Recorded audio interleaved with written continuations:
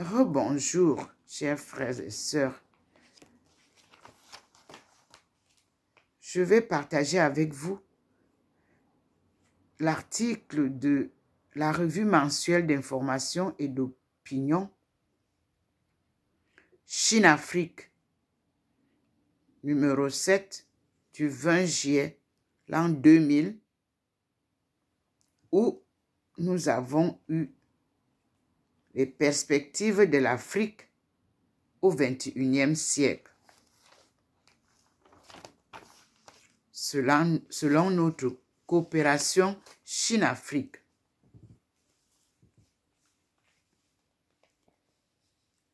Ce numéro est le numéro 151, juillet 2000, Chine-Afrique. Et je cite, c'était un forum. Construire les relations sino-africaines du XXIe siècle. L'auteur Zhang Xiang. Le titre le réveil, l'indépendance et le développement constituaient les caractéristiques majeures de l'Afrique du XXe siècle. Suivant la tendance historique, renouveler les relations sino-africaines semble très important au seuil d'un nouveau siècle.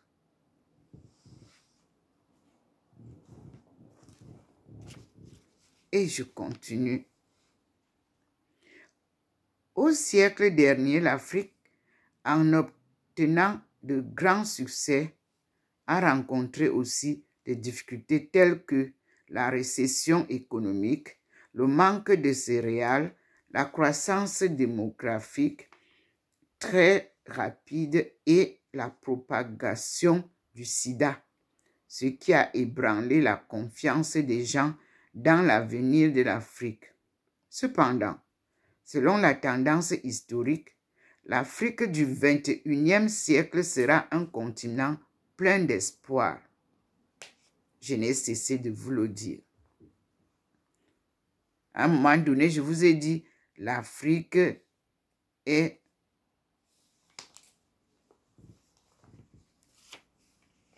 prête à décoller.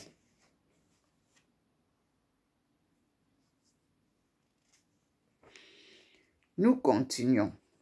Pour les pays d'Afrique, le développement ne fait que commencer. Le XXIe siècle sera pour eux une époque d'envol. Du point de vue historique, le développement des pays souverains en Europe comme en Asie a connu deux stades. D'abord, le stade primaire, entre parenthèses, entre 50 et 100 ans, qui prépare la modernisation. Puis, on entre dans le stade supérieur, la réalisation de la modernisation. Prenons l'exemple des États-Unis. De l'indépendance en 1775 à la fin de la guerre civile en 1865, il leur a fallu environ 90 ans pour commencer la modernisation. C'est dans les années 60 et 70 que la plupart des pays d'Afrique ont obtenu l'indépendance nationale. Leur histoire de développement n'a duré qu'une trentaine d'années. Quant à l'indépendance de l'Afrique entière, elle n'a été réalisée que dans les années 90. Après l'indépendance de la Namibie en 1990 et la fin de l'apartheid en Afrique du Sud, le développement économique de l'Afrique a pris son essor pour ne plus s'interrompre.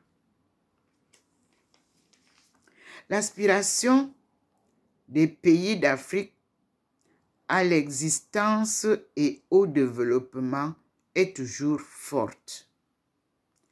Ils ne se contentent pas de l'indépendance politique. C'est à l'occasion des 3 assemblées du peuple africain tenues successivement en 1958 et en 1961 que les pays d'Afrique ont lancé le slogan de l'indépendance économique, sans laquelle l'indépendance politique serait perdue de nouveau. La charte de l'Organisation de l'Unité africaine, adoptée en 1963, a clairement stipulé de promouvoir le développement et le progrès. Plus tard, l'OUA a proposé le plan d'action de Lagos, entre guillemets, plan d'action de Lagos, préconisant un développement économique appuyé sur la force collective. Il s'en est suivi l'établissement des organisations économiques régionales en Afrique, comme la Communauté du développement des pays d'Afrique australe, soulignant l'importance de l'union dans le développement économique. Tous ces efforts ont reflété une vigueur grâce à laquelle le développement économique des pays africains déferle. Le fondement principal des pessimismes vis-à-vis de l'avenir de l'Afrique réside dans la disparité sans cesse élargie entre l'Afrique et les pays développés dans le contexte de la mondialisation et de la vague des hautes technologies. Dans ce cas-là, il semble beaucoup plus difficile pour les pays d'Afrique de rattraper leur retard. Cependant, la mondialisation a quand même offert des occasions aux pays en voie de développement, y compris les pays d'Afrique. Les pays avancés ont des attaches innombrables avec l'Afrique, en passant de la société industrielle à la société informatique. Ils transféreront certaines vieilles industries et technologies aux pays d'Afrique. En outre, l'Afrique est un grand marché pour écouler leurs produits informatiques. Depuis la seconde moitié des années 90, les visites en Afrique des dirigeants occidentaux deviennent fréquentes. Les États-Unis, l'Angleterre, la France et l'Allemagne ont tous affirmé l'établissement des échanges entre partenaires et d'une coopération de type nouveau. Quant aux pays d'Afrique eux-mêmes, ils ne sont pas indifférents face à l'époque informatique. Sur le forum du développement de l'Afrique, l'informatique est déjà un sujet de vive discussion. Plusieurs pays d'Afrique se sont reliés à l'Internet. Puisque la science est sans frontières, l'Afrique ne sera pas écartée de la technique de pointe. Sans l'Afrique, la mondialisation et la vague de techniques de pointe seraient incomplètes. Le développement requiert la réforme. Le 21e siècle sera donc pour l'Afrique un siècle de réforme. Une réforme concernant non seulement l'économie, mais aussi la politique, la diplomatie, la culture, ainsi que d'autres domaines. L'Afrique s'est déjà réjouie du premier stade de cette réforme. Les expériences et leçons de ce stade sont la préparation nécessaire à la réforme de grandes envergures au XXIe siècle.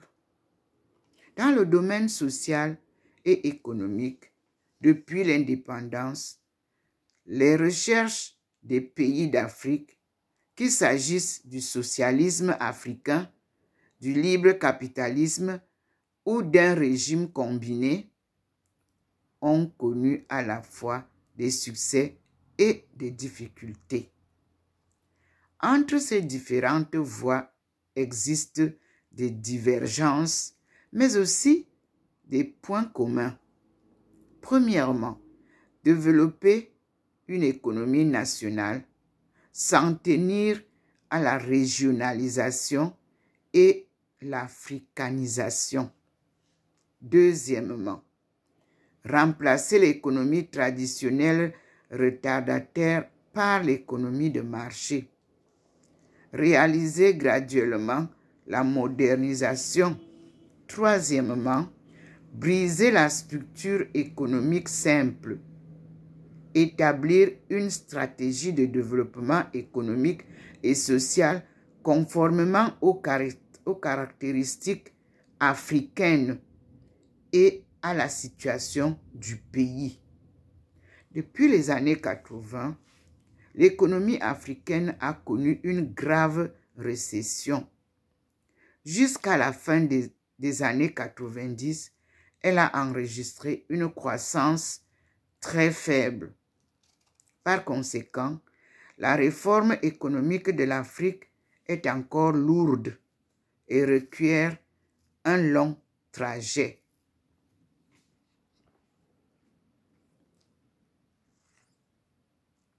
Dans le domaine politique, les pays d'Afrique ont connu deux grandes mutations.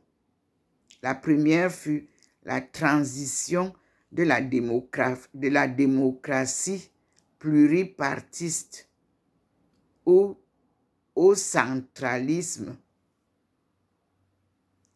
La deuxième a eu lieu dans les années 1990. Il s'agissait de la transition du centralisme à la démocratie pluripartiste.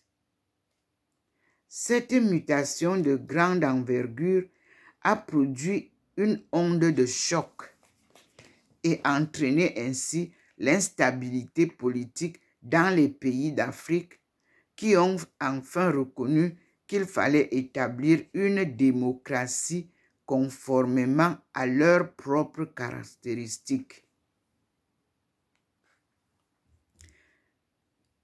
Je cite, « Un parti au pouvoir, plusieurs partis participants, fermez les guillemets, a été peu à peu adopté par la plupart des pays d'Afrique, mais il faut tâtonner sans cesse pour perfectionner ce nouveau mode de démocratie. Par ailleurs, les conflits entre les tribus perturbent encore la politique de certains pays d'Afrique. Pour réaliser politiquement l'unification nationale, il y a encore un long chemin à parcourir. Dans le domaine diplomatique, les pays d'Afrique ont pendant longtemps suivi leur métropole. Durant la guerre froide, ils ont été dominés par les deux superpuissances. Après la guerre froide, pour éviter d'être marginalisés, les pays d'Afrique durent revérifier leur politique diplomatique. Le maintien de l'indépendance nationale et de l'unité des pays d'Afrique et le développement d'une diplomatie pluraliste constituent leur nouvelle tâche. L'Organisation de l'unité africaine a beaucoup fait en la matière et s'efforcera de faire davantage au XXIe siècle. Le domaine culturel. Les pays africains ont remporté de grands succès au XXe siècle. Cependant, à cause d'une base assez faible, les progrès sont très limités. Il faut des efforts inlassables pour éliminer l'analphabétisme, appliquer l'éducation obligatoire, développer la science et la technique et faire rayonner la culture nationale. Ainsi, la réforme doit-elle s'approfondir au XXIe siècle. Aucune réforme dans l'histoire ne s'est accomplie sans obstacle.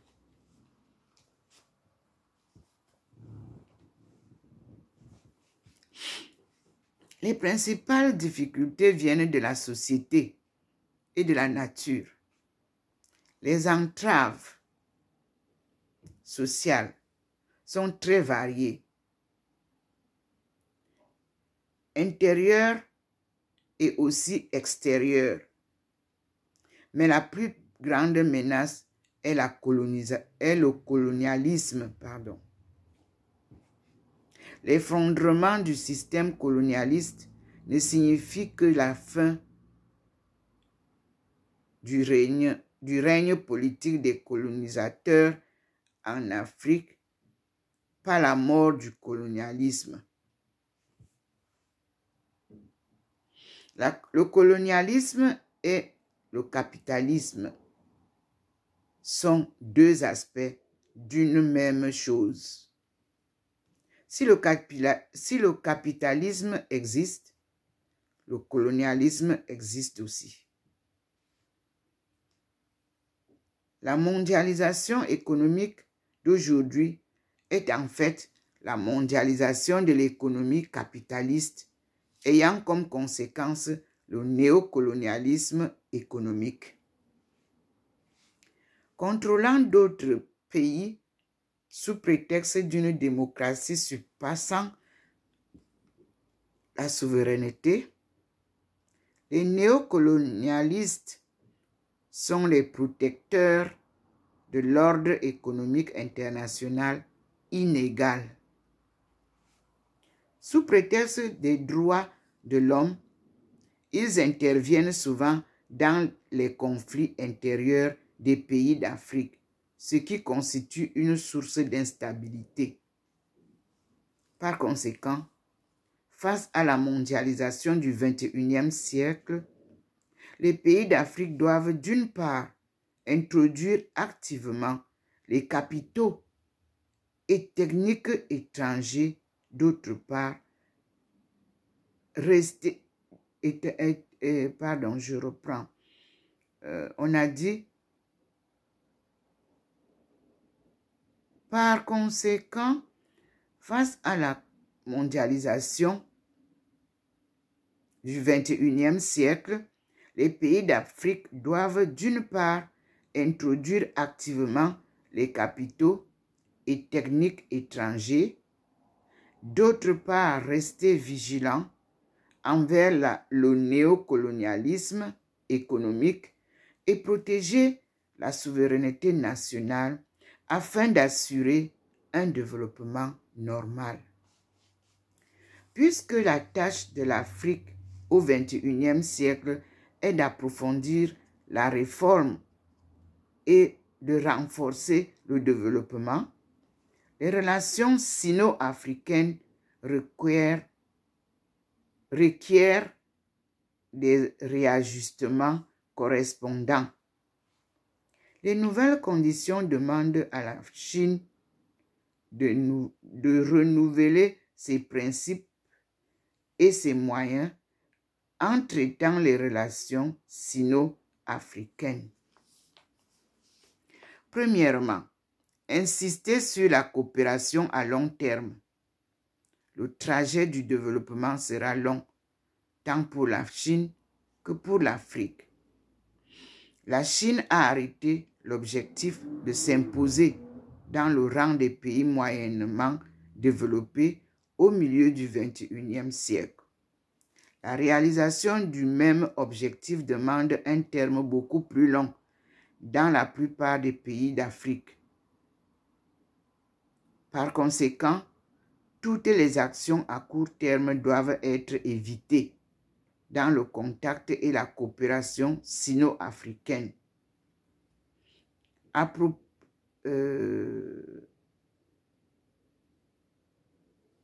Dans la coopération sino-africaine, donc on a dit dans les contacts et la coopération sino-africaine. Je m'excuse. À propos de la Chine, des spécialistes doivent être formés pour mener enquête et recherche sur l'Afrique, de manière que la coopération économique et commerciale entre la Chine et l'Afrique se soumette à la loi du marché. Deuxièmement, compléter le contenu de la coopération. Les futures relations sino-africaines mettront l'accent sur l'économie, mais ne se borneront pas à ce domaine. Sans les échanges culturels et politiques, il est difficile pour la coopération économique de s'approfondir. Si l'assistance chinoise en Afrique concerne non seulement le domaine économique, mais aussi intellectuel, les effets seront multiples. Par exemple, les écoles co-gérées, les recherches scientifiques coopératives ainsi que les activités culturelles co-dirigées peuvent non seulement former une élite pour l'Afrique et promouvoir le développement des secteurs africains en plein essor, mais aussi élargir l'influence de la Chine en Afrique et former un grand nombre d'Africains qui aiment la Chine et comprennent le chinois. Avec l'aide de ses amis africains, la coopération sera plus facile et plus variée. Troisièmement, diversifier les moyens d'échange.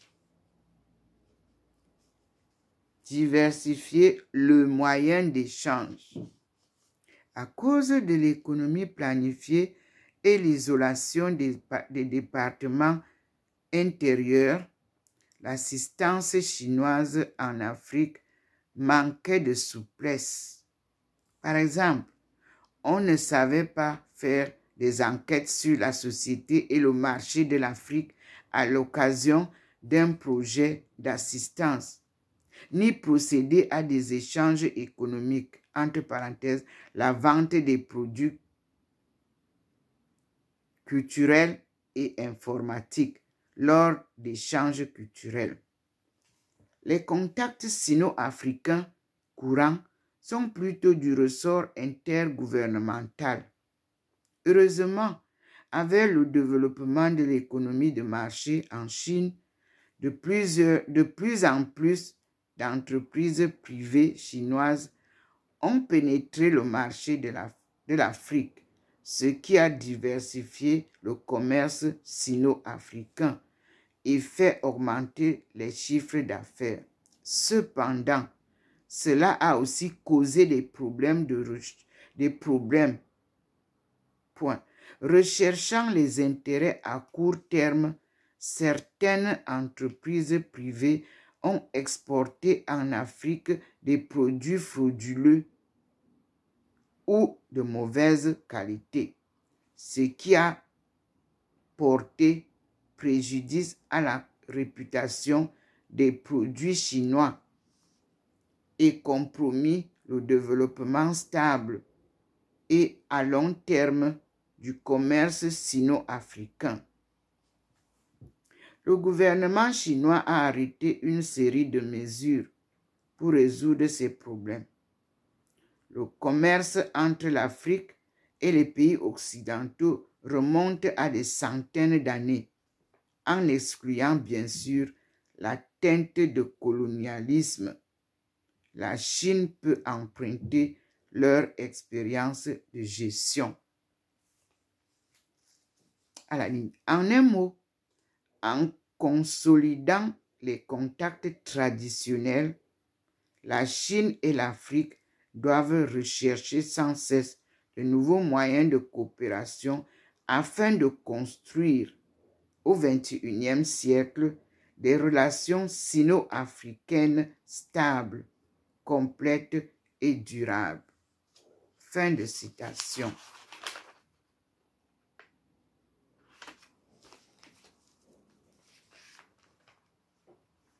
Nous avons donc là lu construire les relations sino-africaines du XXIe siècle.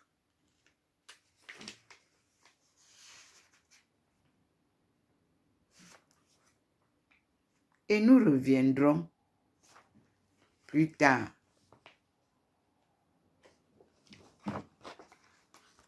pour comprendre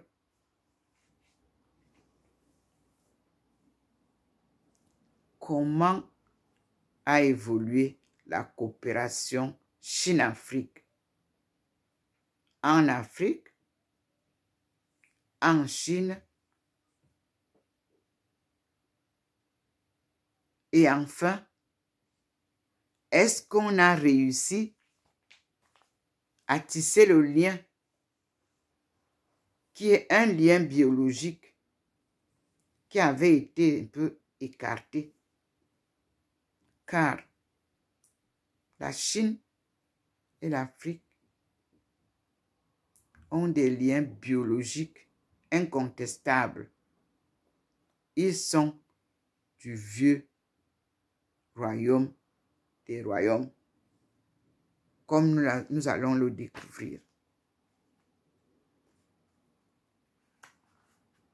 Alors, nous pouvons poser la question aujourd'hui. Que devient le développement de l'Afrique pour le XXIe siècle? Est-ce un échec? Est-ce un tâtonnement? Est-ce une réussite? La réponse vous est donnée dans ce que je viens de lire.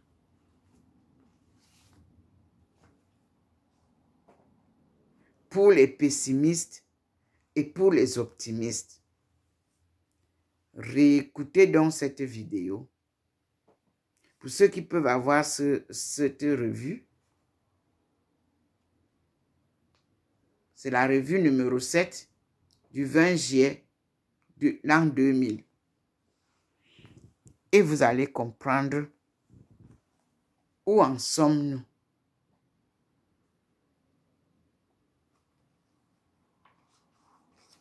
Pour nous, nous restons optimistes. Car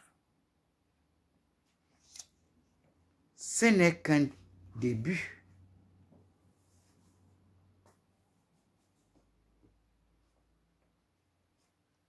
Et nous allons avancer ensemble. Et nous allons découvrir que le développement doit d'abord être planifié avant d'être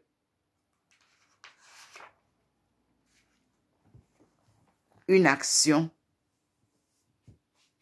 à la va-vite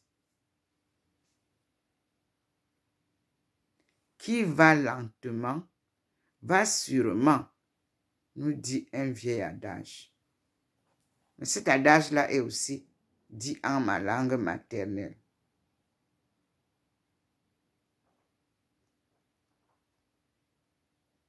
Soyons donc un peu plus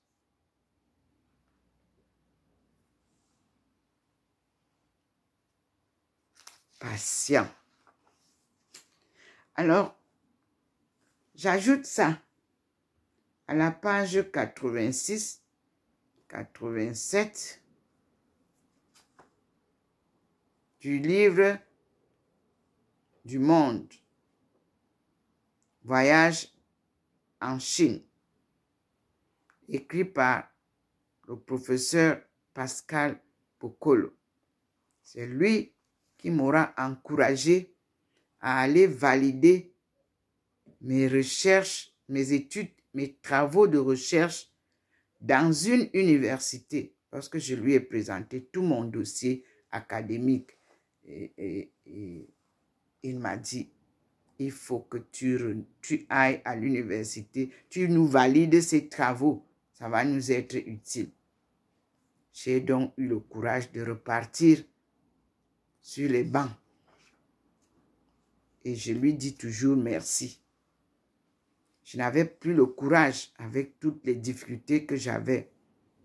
Mais la Chine m'encourageait toujours qu'il faut avancer, que j'avais de très bons travaux de recherche qu'il ne faut pas laisser tomber. C'est pour ça que je vous dis, ne vous découragez jamais si vous savez, si vous êtes sûr de vous-même. C'est ce que j'ai fait. Alors, voici ce que je retiens ici. À la page 86, il écrit « Je ne quitterai pas Qingdao sans évoquer la rencontre la plus curieuse que j'ai faite durant tout le voyage. » C'est le professeur Pascal Bokolo qui le dit. Au soir de l'arrivée à Qingdao, je m'apprêtais à me mettre au lit, reclus par toutes les émotions du voyage et de ce petit oiseau de fer mal assuré, déçu surtout de n'avoir pas pu joindre ma femme. Lorsque le téléphone de chevet sonna, je ne m'empressais pas de décrocher. Je savais que j'aurais au bout du fil un Chinois qui s'est trompé de numéro de téléphone.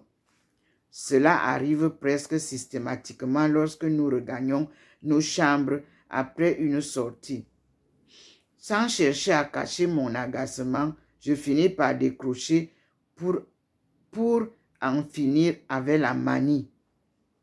Mais, oh, surprise, c'est une voix féminine qui m'appelle par mon nom, me souhaite la bienvenue et me dit qu'elle s'appelle Aïcha.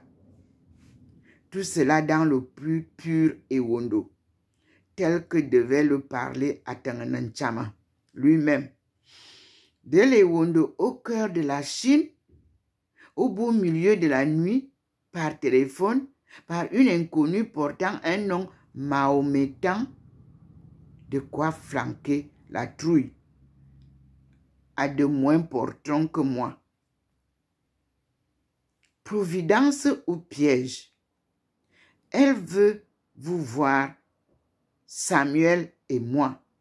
Non, elle veut nous voir, Samuel et moi. Sa voix est si persuasive que je passe immédiatement le message à Samuel et nous descendons. Aïcha se trouve dans le hall de l'hôtel.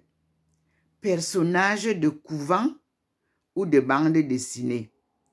Calotte de froid sur la tête. Jean blanc. Un grand châle de laine qui la couvre de la tête jusqu'aux genoux. Aïcha nous embrasse à la camerounaise. Tamponnement de poitrine, accolade à gauche, accolade à droite. Dernière accolade à gauche. Volubile et pressante, comme si on lui avait donné 5 minutes pour nous convaincre de la cause d'un condamné à mort. Aïcha veut nous dire à la fois comment Comidor, ministre conseiller à l'ambassade du Cameroun en Chine, lui a annoncé notre arrivée, comment elle nous a d'abord manqué à 17 h, combien elle est très heureuse de nous voir. Sa totale disponibilité à nous rendre service pendant notre séjour. La nécessité vitale de nous parler de la Chine, ce pays mystérieux. La nécessité de raconter sa propre épopée et de nous dévoiler le sens de sa présence dans cet univers depuis 10 ans. De nous faire entrevoir les immenses possibilités que l'on peut tirer d'une coopération avec ce monde, son désespoir face à la surdité dont font montre certains responsables du Cameroun à qui elle a proposé par écrit et verbalement les enjeux et les opportunités ultimes, l'ultime espoir que nous constituons pour elle. Aïcha prend une inspiration et nous en profitons pour nous laisser choir dans le canapé. Dans l'état de fatigue où nous nous trouvons, cette charge verbale nous touche et nous assomme à la fois. Il fait froid et nous sommes légèrement habillés. J'ai oublié de prendre ma parka. Aïcha s'assoit au milieu de nous et sort un sac de sous son châle. Voilà ce que je suis, nous dit-elle, exhibant une abondante paperasse. Des patentes, des copies de correspondance adressées à des personnalités influentes, un acte de donation d'un terrain de 200 hectares dans une zone franche sur laquelle elle entend construire le village africain en Chine, entre parenthèses VAC. Nous sommes d'autant plus avancés que tous les documents sont en chinois. J'estime que j'ai fait mon devoir, conclut-elle, d'une voix testamentaire. J'ai accompli le sacrifice que la prophétie m'a demandé d'accomplir pour le salut de l'Afrique. Il vous appartient maintenant d'accepter d'en profiter. Moi, je ne suis pas autorisé à en profiter. Point à la ligne. La tension baisse quelque et nous reprenons pied sur terre. Nous discutons des choses pratiques, notamment de notre programme très chargé, qui commence chaque jour à 8 heures et se termine à 22 heures. Aïcha nous engage quand même à accepter de rencontrer les autorités de la zone industrielle. C'est la chance de l'Afrique. Apprenant que nous sommes des universitaires, elle saute sur l'occasion pour nous proposer de rencontrer les autorités de l'université de Qingdao où elle donne des cours. Elle souhaite inviter tous les amis africains au bar africain. Et comme nous nous plaignons de n'avoir pu faire des emplettes après plus de la moitié du séjour en Chine, elle nous console. Il n'y a pas de problème. Je peux faire venir chez moi des échantillons de toutes sortes de marchandises et vous pourrez choisir. Au moment où je regagne ma chambre, je sens que ma curiosité a été piquée au vif par ce mystérieux sacrifice que la prophétie m'a demandé d'accomplir pour le salut de l'Afrique. Et malgré des journées plus que pleines, je resterai 3 soirées de suite à écouter l'Odyssée d'Aïcha. Aïcha, mon nom chinois qui m'a été donné. Les multiples prophéties qui l'ont poussé à la recherche du pays mystérieux. Son itinéraire qui passe par la France et le Nigeria avant d'aboutir en Chine.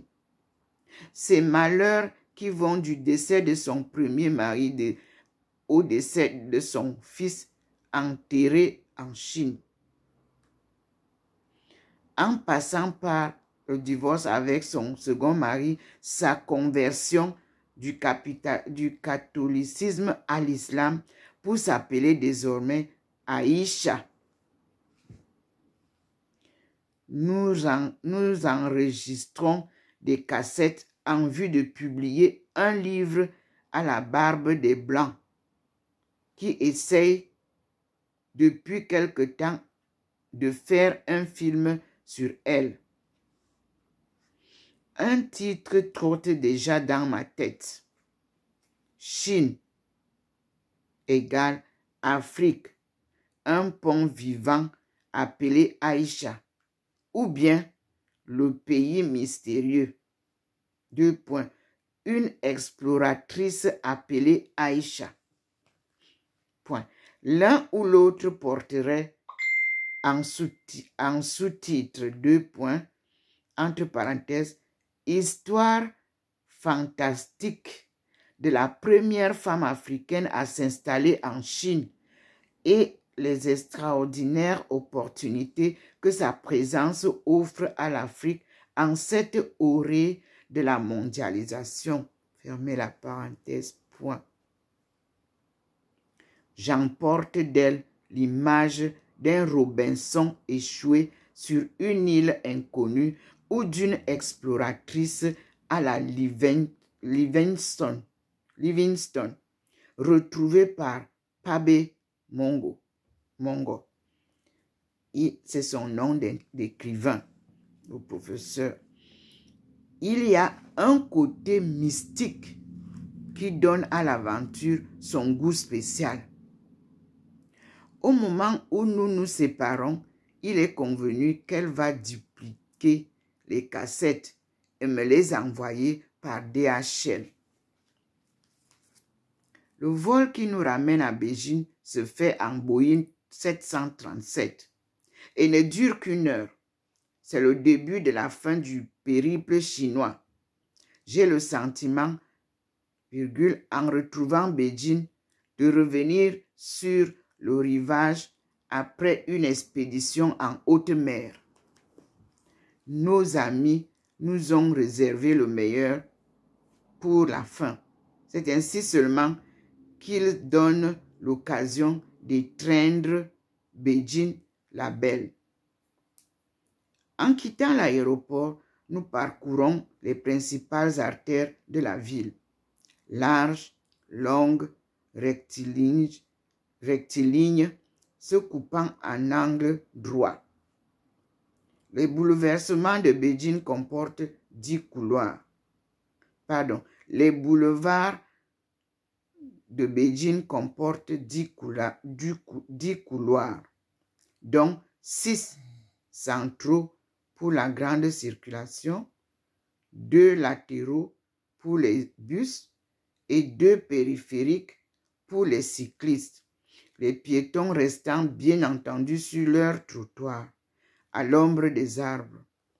On est loin de la foire aux piétons, cyclistes, taxis, bus et véhicules que nous connaissons ailleurs. De même, les immeubles, pourtant bien hauts, certains atteignent 50 étages, sont tellement espacés et ordonnés qu'on ne se sent pas écrasé par leur hauteur. À Beijing, capitale du pays le plus peuplé du monde, ce n'est pas l'espace qui manque. À la ligne. Voici la place de Tiananmen. Je n'en crois pas mes yeux. La place est tellement belle. Je pensais la trouver toute maculée de sang.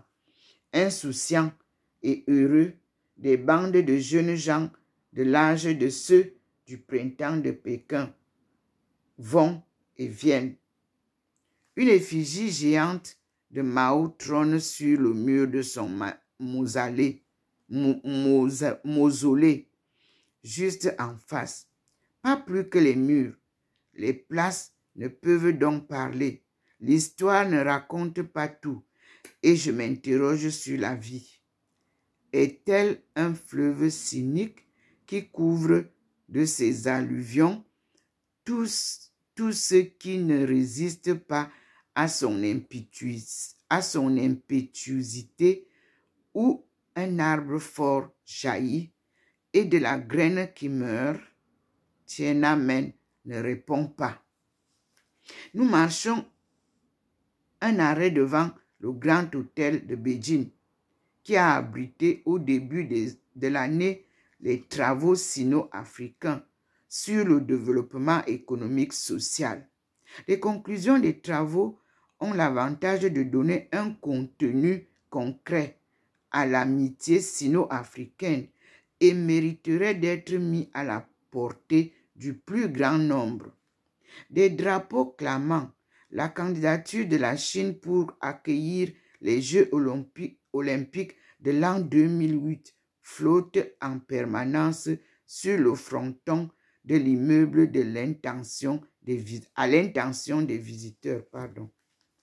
Le lendemain, on nous mène encore à deux endroits parmi les plus symboliques et les plus chargés d'histoire, la cité interdite et la grande muraille.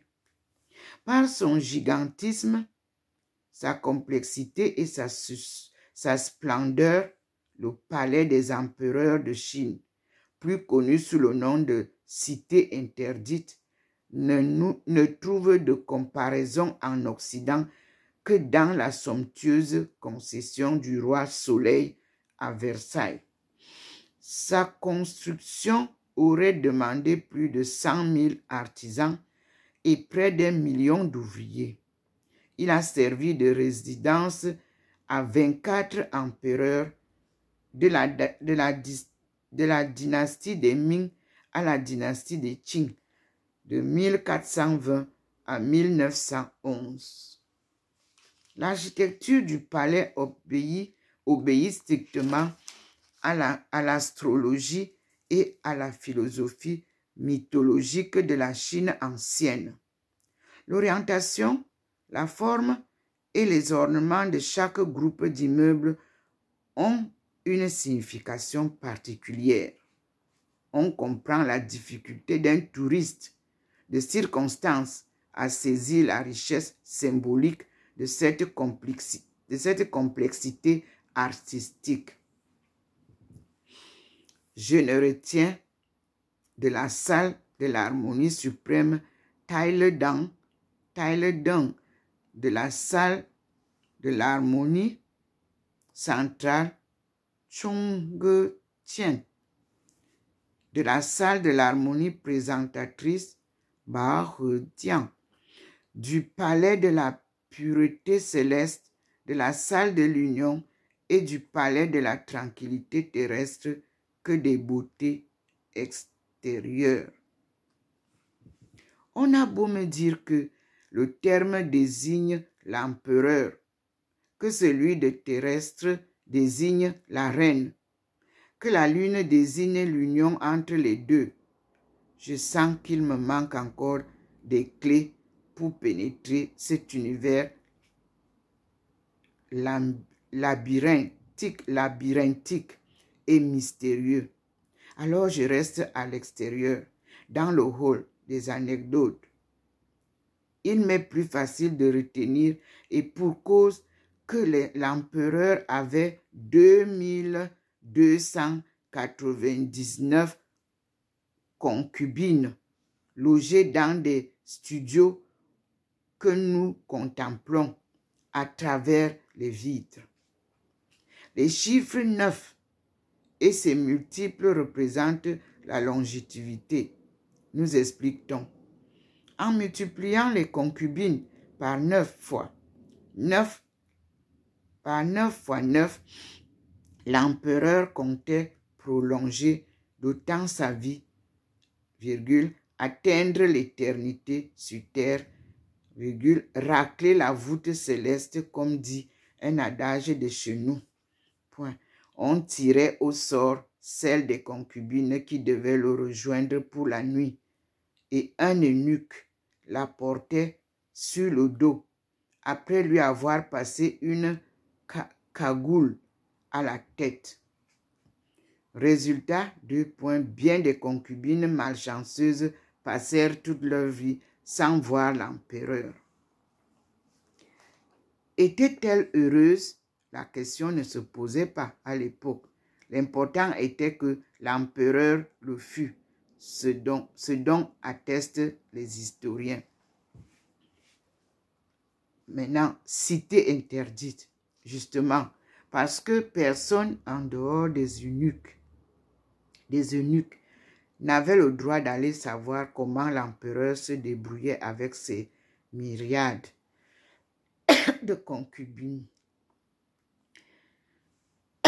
Pardon. Ici, on a le soleil, mais il fait froid. Et nous sommes des centaines de milliers aujourd'hui à lorgner à travers les fenêtres de l'impératrice et celles des concubines, en quête des moindres indices, reliques ou vestiges des amours tragiques d'une autre époque. Et pourtant, même morts de longs siècles après, les empereurs continuent de féconder la Chine. Voilà ce que je retiens. Comment le passé chinois nourrit son présent. Nous passons ensuite aux œuvres de plusieurs empereurs comme la Cité interdite, la Grande Muraille à 2000 ans. Elle est classée par l'UNESCO au patrimoine de l'humanité. Pardon. Restaurée par le gouvernement chinois et dotée d'une téléphérie qui permet aux visiteurs d'y accéder sans beaucoup d'efforts. Elle accueille une moyenne de 15 millions de touristes par an. À y réfléchir, je me demande si la Grande Muraille n'est pas la clé de l'endormissement historique de la Chine.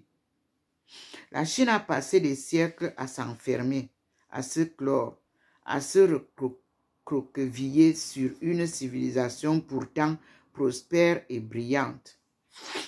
Elle s'était détournée des jeux internationaux de conquête coloniale et d'hégémonie économique. Vue de loin, sa puissance non active, non agressive, non conquérante est comme endormie, fossilisée, tel un dinosaure rescapé de la glaciation. Tel est le symbole fort de la Grande Muraille. Comme une ceinture de chasteté, un cilice qu'on se passe à soi-même par mortification. Deng Xiaoping vint et la Chine se réveilla. Elle s'ouvrit à l'extérieur et se reforma à l'intérieur. De mur de séparation, la Grande Muraille est devenue une ceinture d'amitié entre les peuples. Les ambassadeurs des pays africains les ambassadeurs des pays africains ont été conviés au banquet d'adieu. Congo, Guinée, Cameroun.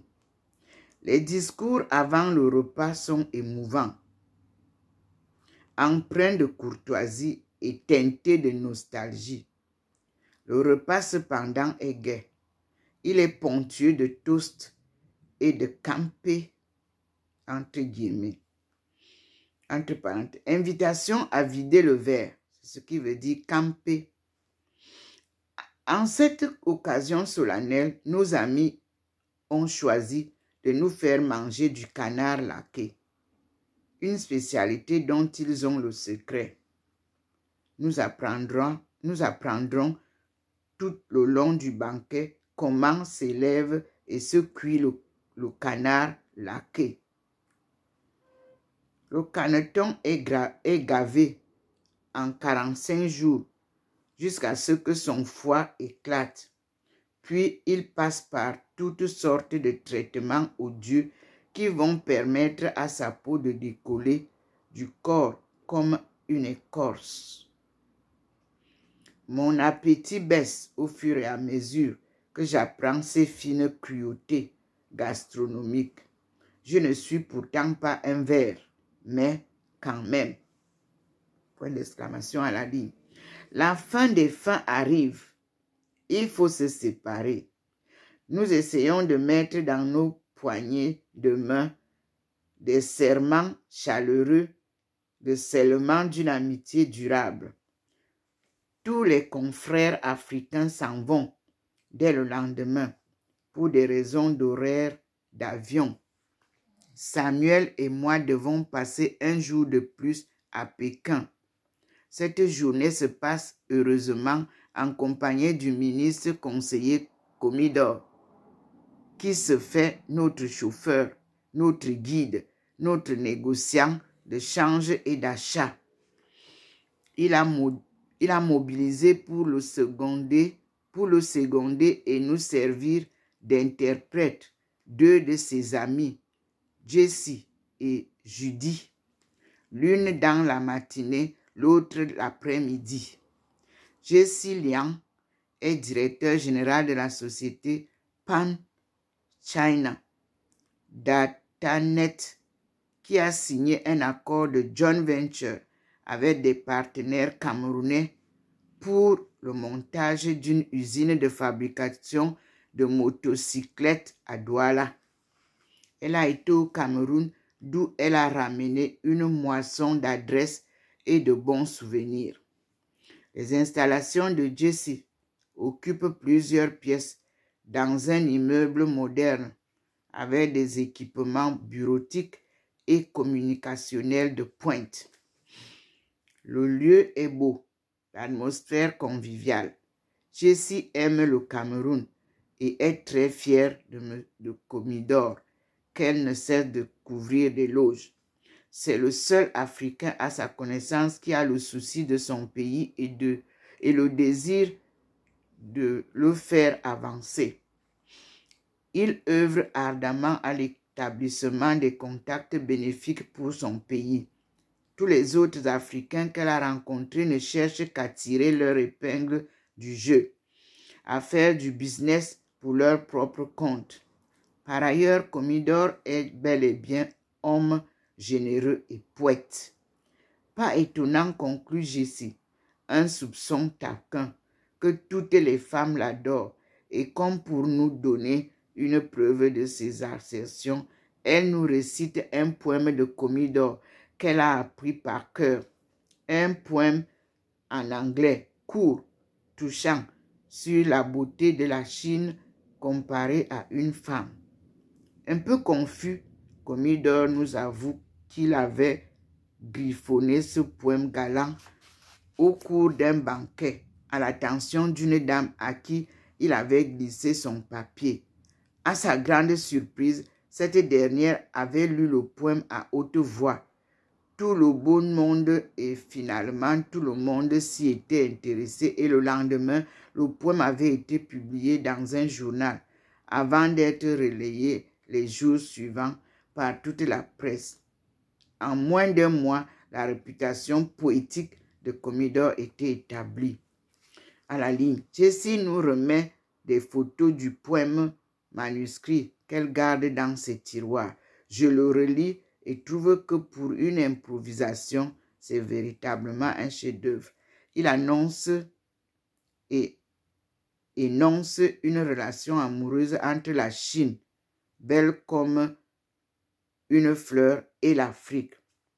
Les poètes sont des visionnaires et des prophètes. Il faut les écouter. À 15 heures, nous prenons congé de Jessie et passons aux bons soins de Judy. Plus jeune, presque timide, mais tout aussi disponible. Nous fonçons dans le shopping. Les articles sont si bon marché que nous voulons emporter la Chine. Nous ne voyons pas passer le temps. Il est 20 heures quand l'un de nous se rappelle tout d'un coup que son Excellence M. Ele Etian, ambassadeur du Cameroun en Chine, nous avait fait l'honneur de nous inviter à dîner à 19 heures. Comidor doit user de toutes ses prérogatives de diplomate pour brûler les feux, violer les couloirs d'autobus, transgresser les sens interdits et raccourcir ainsi la distance. Déjà habillé et joyeux, l'ambassadeur écoute à peine nos bredouillages d'excuses. Le vrai problème, comme nous le découvrons, c'est que nous avons fait attendre son épouse. Inutile de prolonger l'attente et d'aggraver notre faute par d'oiseuses plaidoiries. Sans donc plus attendre, nous embarquons pour le restaurant. L'ambassadeur nous propose un apéritif sur une carte qui lui est familière. Quand nous sommes servis, il prononce un toast. J'ai tenu à ce que nous nous retrouvions ce soir à la veille de votre départ, non seulement pour nous dire adieu, mais aussi parce que nous sommes en fête. Point. Naturellement, nous ne comprenons pas. À nos mines, l'ambassadeur comprend que nous ne comprenons pas et semble trouver un certain plaisir à notre embarras. Il marque une pause pour bien nous ferrer à son hameçon. Puis, quand il croit son effet bien mûr, il lâche 2 points, je cite. Nous célébrons aujourd'hui le 18e anniversaire de la session de son Excellence Paul Biya à la magistrature suprême. Nous étions le 6 novembre. À la ligne, nous continuons. Tout le monde est surpris. Nous avons tant bourlingué que nous avons perdu nos repères temporaires. Comidor n'est pas plus fier. L'ambassadeur a réussi son tour. À la santé de Paul Biya et que la fête commence. À la ligne. Les échanges, évidemment, sont très animés. On est tous bons parleurs autour de la table, à commencer par monsieur l'ambassadeur, diplomate émérité doublé d'un écrivain, Comidor, diplomate, poète et homme du monde. Madame, dans les qualités inhérentes à son sexe, ont été affinées et renforcées par l'étude et les pratiques du monde protocolaire. Samuel, enseignant pétri et moulé des manières du sérail d'État, et ce n'est pas les centres d'intérêt commun qui manquent. Il y a le Cameroun déjà évoqué à distance nostalgique. La causerie touche un moment le problème de la détermination de la ligne de démarcation entre le 2e et le 3e millénaire. Bascule sur le miracle chinois. On paraît toujours intelligent lorsque, parlant de la Chine, on évoque l'incontournable prophétie de Péréphite. Quand la Chine se réveillera, ... Nous ne manquons pas de le faire. Mais l'ambassadeur qui n'est pas resté à la surface des choses nous apprend que Péréphite lui-même n'aurait fait que paraphraser Napoléon qui disait, ... laissez dormir la Chine, car lorsqu'elle se réveillera, le monde tremblera. Fermez les guillemets. Le problème chinois ne date donc pas d'aujourd'hui. À la ligne. Sur un détour, notre entretien trouve Aïcha en chemin. Point. L'ambassadeur veut savoir si nous n'avons pas fait de rencontres en province. Je m'empresse de dresser le portrait original que j'exhibe comme une trouvaille. Mais le personnage est plutôt connu ici et par cette petite touche de pinceau, mes hôtes entreprennent de corriger mon esquisse. Aïcha est très gentille, dynamique et généreuse, mais il ne faut pas prendre à la lettre tout ce qu'elle raconte. Exemple, cette histoire du terrain qu'elle dit avoir reçu. Les donations de terrain ne se font pas de cette manière-là ici en Chine. Et puis, elle enseigne. Avec quel diplôme? Nous croyons savoir qu'elle prépare toujours son doctorat pour lequel elle attendrait une dispense d'âge. Mais y a-t-il besoin d'une dispense d'âge pour faire un doctorat? Et puis, encore, où sont basées toutes les sociétés qu'elle dit avoir créées? Enfin, sous le nom évolue-t-elle? Enfin, sous quel nom évolue-t-elle? N'Tchama ou Aïcha? Toute personnalité qui arrive du Cameroun subit d'elle les mêmes assauts. Elle a rempli de l'idée qu'elle nous ouvre les portes ici. Puis c'est jérémiade de ne pas être encadrée. C'est aussi ce qu'elle écrit dans ses correspondances. En réalité, votre Aïcha a des dérangements. La perte de son mari et de son enfant sont des clés importantes pour comprendre le personnage et s'accommoder de ses lubies, qui n'enlèvent rien à ses mérites de combattante. C'est l'ambassadeur qui parle. Il est Étienne. On va à la ligne. Du coup, je découvre des incohérences et des traits. Cette thèse qui demande une dispense d'âge. Enseignante à l'université ou vacataire monitrice, point d'interrogation. Mais, à défaut d'être vrai, le village africain en Chine demeure un beau rêve digne d'une utopie, écrit le professeur Pascal Bokolo. Aïcha n'est pas une personne banale, dit-il.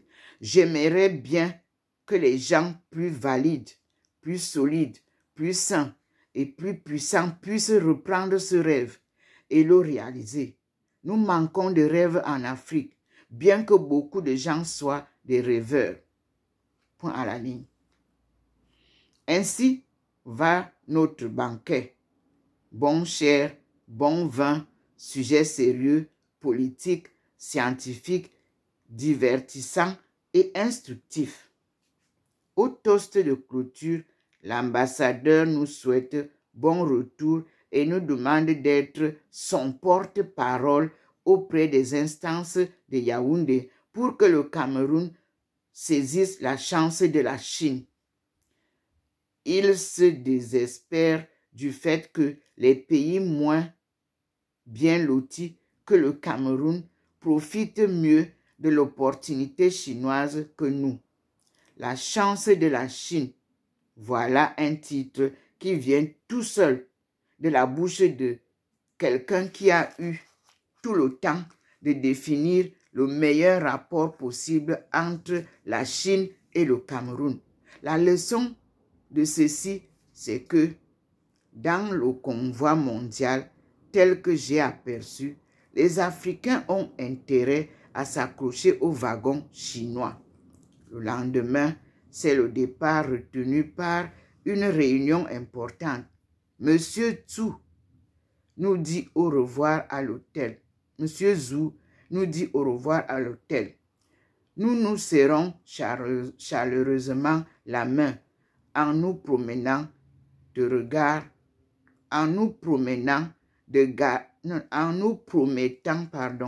garder contact. Je reprends. Monsieur Zhu nous dit au revoir à l'hôtel.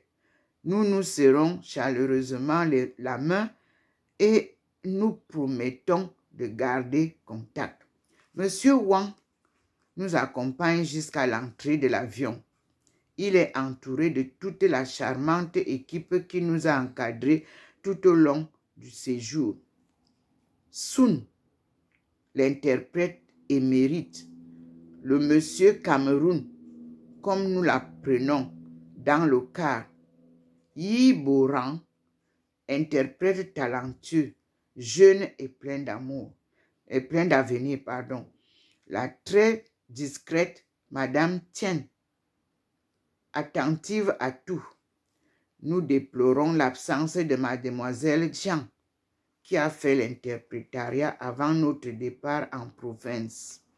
Et il y a l'autre demoiselle efficace, l'organisatrice hors pair, qui a précédé chaque fois le groupe pour tout préparer à l'avance. Nous savons ce que nous lui devons, mais nous ne pouvons malheureusement pas lui dire notre reconnaissance parce qu'elle est toujours décalée par rapport à nous. Mus par l'émotion, nous embrassons nos amis chinois à l'africaine en les serrant à nos poitrines. Les femmes nous tendent la main. Fin de ce passage qui était nécessaire à vous lire. Et voilà, nous avons vu ici ce petit passage que je voulais vous lire. Et nous disons merci au professeur Pascal Bekolo. Ce livre, il me l'a envoyé 2 fois. Via l'ambassade, je n'ai pas pu recevoir. Il a fallu qu'il me le renvoie par DHL à mon nom. Donc, j'ai pu avoir ce deuxième. Donc, je dis, le livre du monde aura été le voyage qu'a effectué Pascal Bekolo en Chine en octobre-novembre de l'an 2000. Ce qui lui a donné l'occasion d'ouvrir quelques bonnes et belles pages de ce livre du vaste monde. C'est comme ça qu'il introduit. Il a donc appelé ça le livre du monde. Et avec sa permission verbale, il m'a dit, tu prendras ton temps. Et voici que nous sommes arrivés à ce temps où le village africain, qui était considéré comme une utopie, avait été mis en berne en attendant. Et j'espère que la coopération Chine-Afrique me donnera raison. Le village s'appelait Pont-Solo. Et j'ai des documents officiels que j'ai reçus. J'y allais souvent. J'ai fait des reportages là-bas. J'ai fait des publications à ce sujet. Donc, j'ai 3 villes qui retiennent mon attention en dehors de Pékin, c'est-à-dire Beijing. Changzhou, que j'ai visité à l'occasion de cette première visite et où je suis allée enseigner pendant 1 an. Où j'ai vécu là-bas pendant 1 an. Avant d'aller à Kunming. Mais la première escale de Beijing, c'était Kunming. Donc, mon rêve se réalise petit à petit. Un rêve mystique, comme dit le professeur Bekolo. Parce que c'est Dieu qui a planifié. Je le redis toujours. Et c'est lui qui me guide.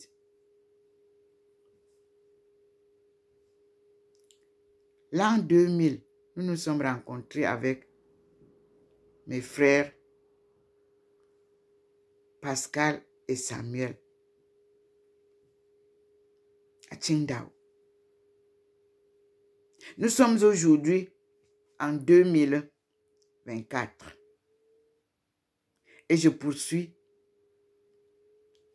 la même marche avec Dieu. Un marathon sans compétition. C'est sa lumière qui me guide. Et sans embâche, je suis la marche.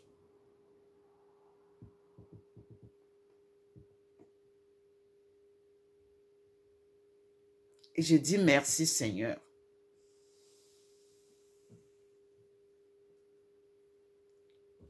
Que Dieu nous accompagne. Ici, 2 lumières viennent de se poser au-dessus des paniers. Et derrière se trouve la représentation de la face du Christ et Marie de Magdala. J'espère que j'aurai l'image. Je ne peux pas tourner, mais je vais essayer de tourner ça comme ça.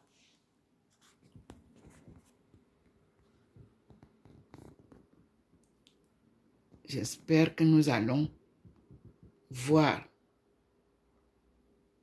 Derrière les paniers colorés, la chaise de chefferie et le panier un peu plus grand ici, vous avez une apparence du Christ.